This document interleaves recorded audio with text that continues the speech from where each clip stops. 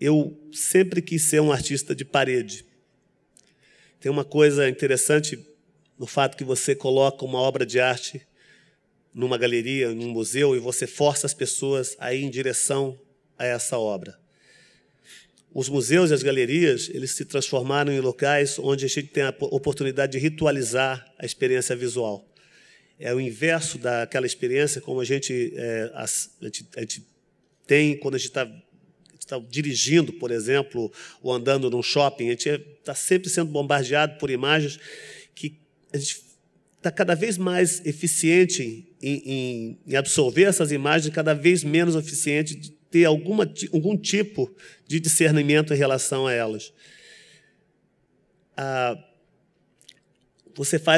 Quando você coloca uma obra em um museu, as pessoas são obrigadas a ir em direção a uma imagem. Esse ato consciente de se movimentar em direção a uma imagem, eu acho que é uma das coisas mais importantes. Inclusive, o fato de você ter um deslocamento material, de você estar indo na direção de um objeto.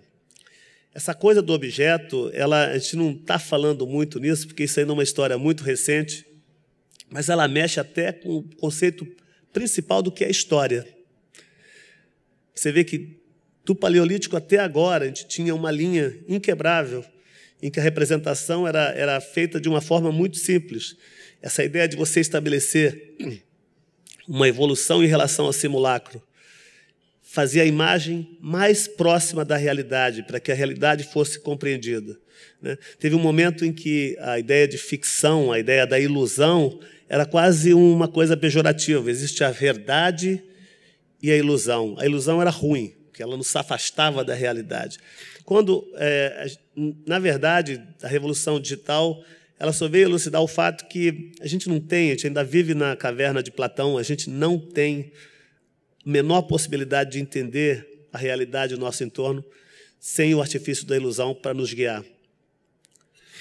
Eu acho que a era digital ela trouxe esse, em inglês é o rude awakening, né? Esse balde de água fria, nessa espécie de niilismo que nós todos temos em relação à nossa imagem do mundo. Esse mundo tão diverso, tão complicado, né, e tão difícil de entender, ele está se tornando muito parecido com aquele mundo primitivo, com aquelas árvores cheias de folhas, aquelas coisas que o homem também não compreendia bem no começo.